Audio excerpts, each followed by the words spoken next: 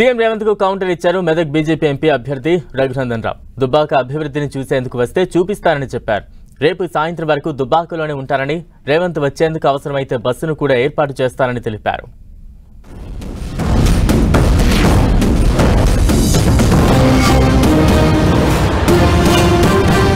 ఎమ్మెల్యేగా దుబ్బాకలో అక్కడి ప్రజల్ని, అక్కడి రైతులను వంచిస్తే ఆ ప్రాంత ప్రజలు తిరస్కరించిన రఘునందన్ రావు మళ్ళీ రంగు మార్చి మెదక్ పార్లమెంట్ లో ఓట్లేయమని అడుగుతున్నాడు. నేను అడుగుతున్న రఘునందన్ రావుకు ఓటేసి ఒకవేళ ఎంపీ అయితే నరేంద్ర మోడీ ప్రధానమంత్రి కాకుండా చంద్రమండలానికి ఏమైనా రాజు అవుతాడా? దుబ్బాకలో ఓడిపోయిన రఘునందన్ మెదక్లో ఎట్లా గెలుస్తాడంటే, కామారెడ్డిలో ఓడిపోయిన రేవంత్ రెడ్డి గారు కొడంగల్ గెలవలేదా?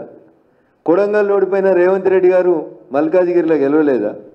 కాబట్టి don't compare one election with other election.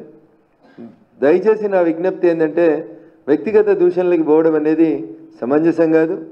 మీరు అందరి మీద దాడి చేసినట్టు రఘునందన్ మీద దాడి చేస్తా అంటే అస్సలు సాగదు.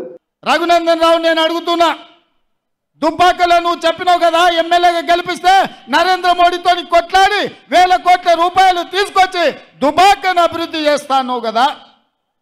మేమందరం దుబ్బాకకు బస్సులు వేసుకొని వస్తాం. నువ్వు తెచ్చిన నిధులేందో, నరేంద్ర మోడీ ఇచ్చిన పరిశ్రమలేందో దుబ్బాకలో నాకు చూపించమని నేను అడుగుతున్నా.